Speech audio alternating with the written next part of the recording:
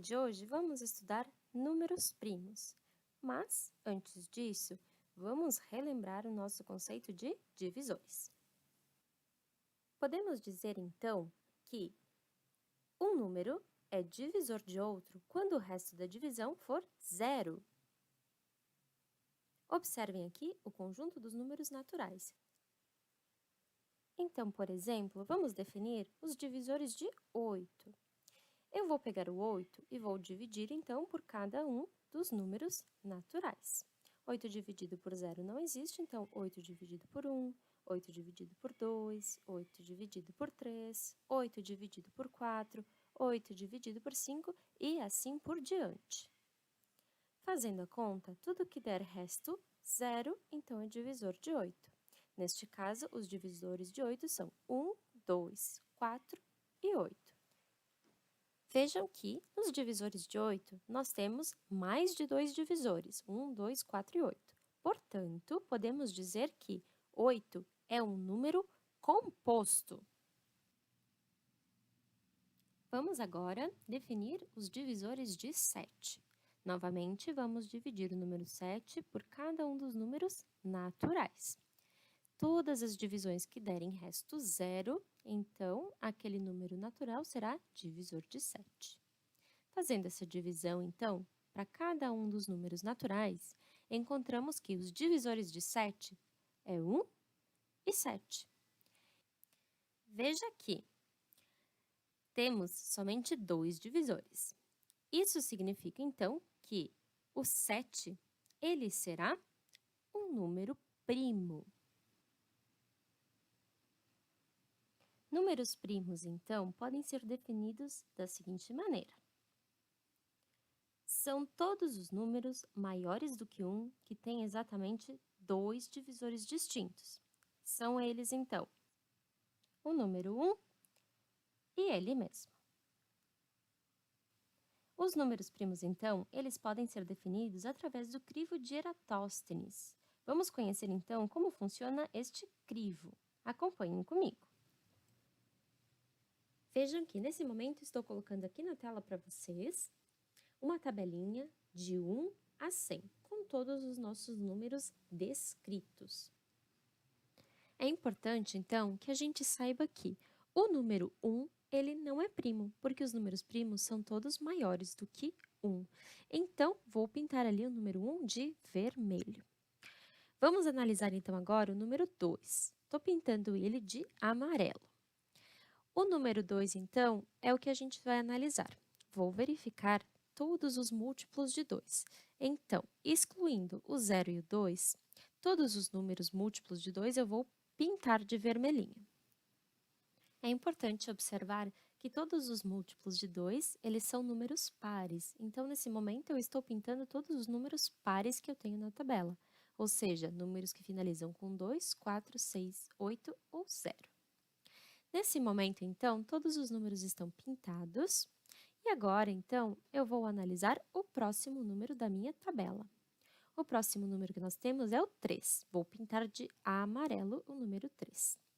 Agora, eu vou pegar todos os múltiplos do número 3 e vou excluir o 0 e o 3.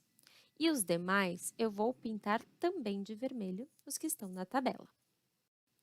Alguns múltiplos de 3 já estão pintados, então eu vou pintar somente aqueles que estão em branco. Feito isso, então, nós temos todos os múltiplos de 3 pintados na tabela. Vamos analisar agora o próximo número que eu tenho, que é o 5. Vejam que o 4 já está pintado, então eu vou analisar o 5 que não está pintado ainda. Agora, então, eu vou pegar todos os múltiplos de 5. Então, excluindo o 0 e o 5, todos os restantes dos números múltiplos de 5 irei pintar na tabela. É importante observar que os múltiplos de 5 são todos aqueles números finalizados com 5 ou 0. Feito isso, então, vamos analisar o próximo número. O 6 está pintado, vamos para o próximo. Número 7, vou pintar de amarelo. Nesse momento, vou pegar todos os múltiplos de 7. E eu vou pintar, então, de vermelho, todos os múltiplos de 7, exceto ele mesmo e o 0. Agora, observem que todos os números da nossa primeira linha, de 1 a 10, estão pintados. O que restou na tabela, então, que está em branco, é o que eu vou pintar de amarelo.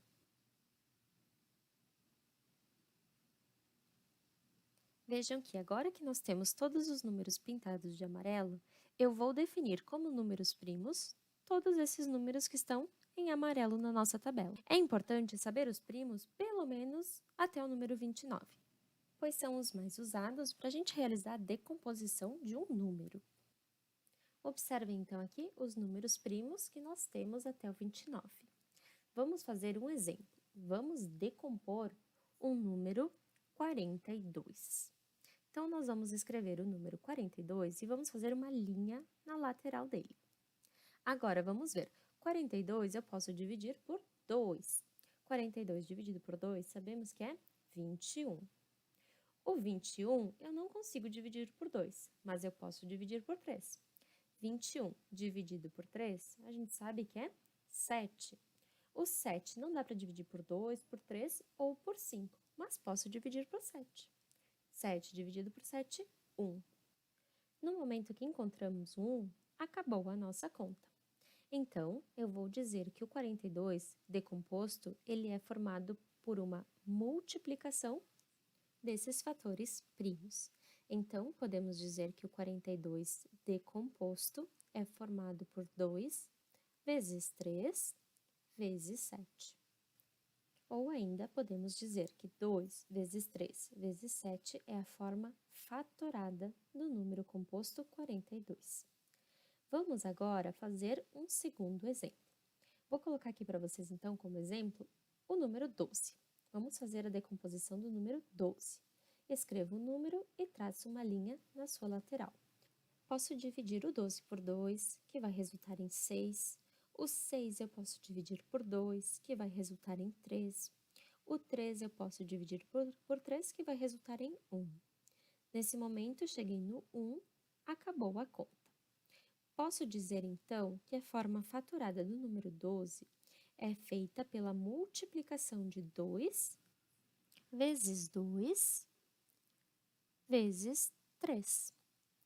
Então, eu pego todos esses meus termos primos e multiplico eles entre si. Observem que aqui eu tenho 2 e 2 sendo multiplicado por ele mesmo. Eu posso reescrever isso em forma de potência, 2 ao quadrado. Quadrado porque o 2 aparece por 2 vezes consecutivas. Então, 12 eu posso reescrever como sendo 2 ao quadrado vezes 3.